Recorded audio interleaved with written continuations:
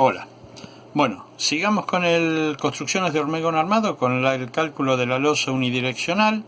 Habíamos visto en la clase 1 por qué era unidireccional, habíamos visto cómo sacábamos las longitudes de cálculo y cómo sacar el espesor mínimo según reglamento para no tener que verificar flechas. Ahí yo les puse las tablitas. Y después que hicimos eso, ya verificado todo, pasamos a nuestro análisis de carga, donde sacábamos D, carga muerta o peso propio en definitiva. También habíamos visto cómo sacábamos L, o la sobrecarga o la carga viva. Y con estos dos valores dijimos que ya estamos en condiciones de sacar las solicitaciones. La solicitación que nos va a dar a nosotros cuánto hierro tenemos que colocar es el momento.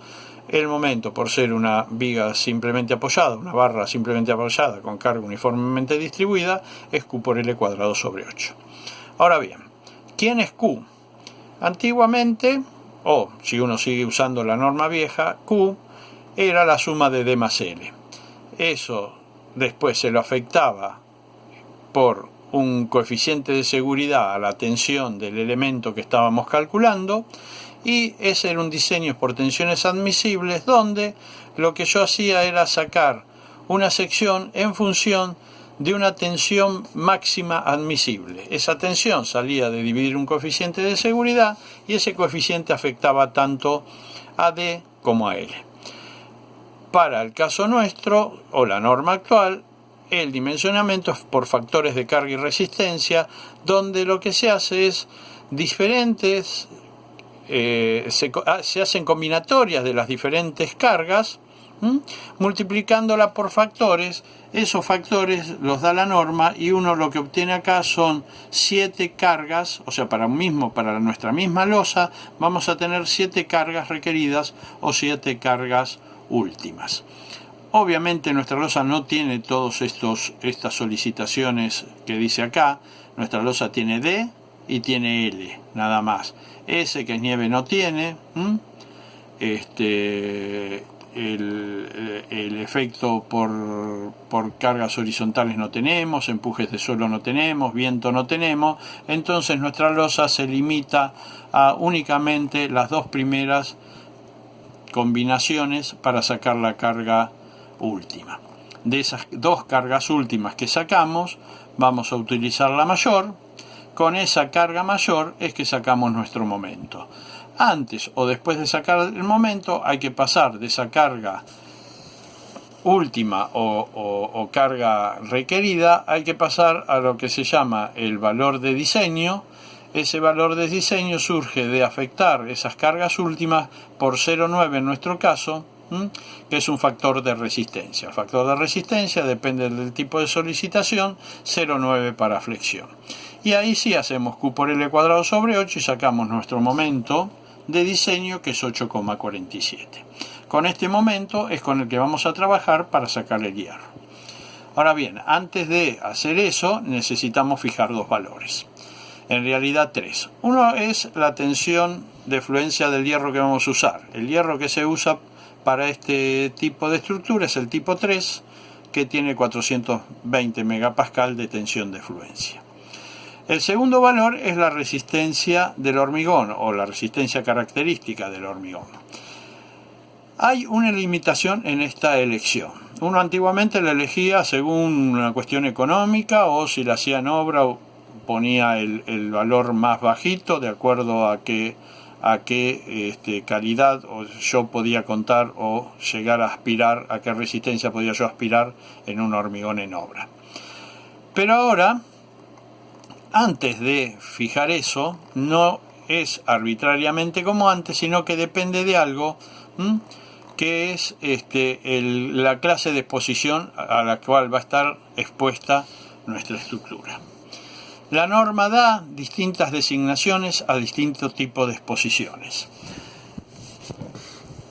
El ejemplo, vamos a tomar el A1, que es el que vamos a usar nosotros, es para estructuras en interiores de edificios no sometidas a condensaciones, a elementos exteriores de edificios revestidos, a un hormigón masivo interior, o estructuras en ambientes rurales y climas desérticos con precipitaciones mínimas anuales menores a 250. Nuestro edificio estaría cumpliendo con que eso en el interior del edificio no sometido a condensación y que nuestra viga va a estar revocada. Por lo tanto, nuestra exposición es 1:1.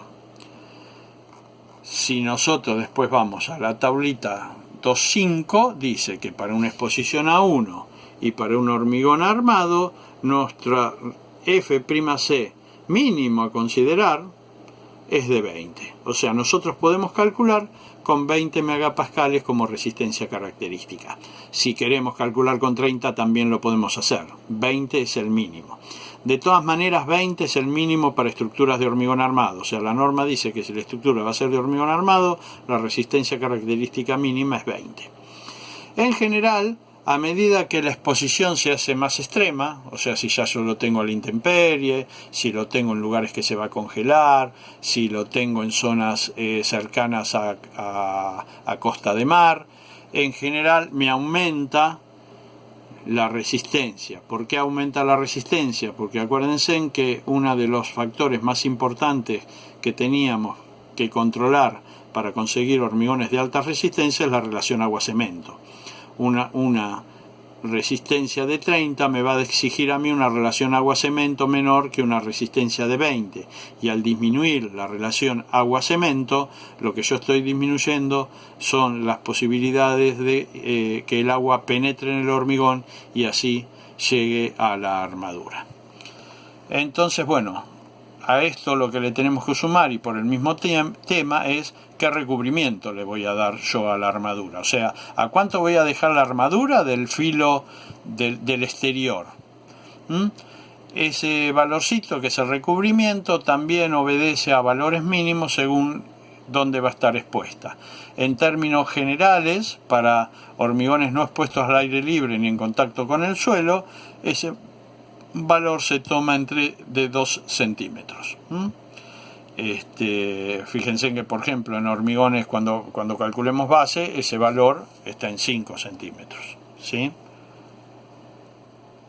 Y hay una condición de que, por supuesto, si yo ese hormigón lo dejo armado, lo dejo visto, y posiblemente en nuestra zona use un recubrimiento un poquitito mayor para evitar que cualquier fisura que se produzca haga que llegue agua a esa armadura.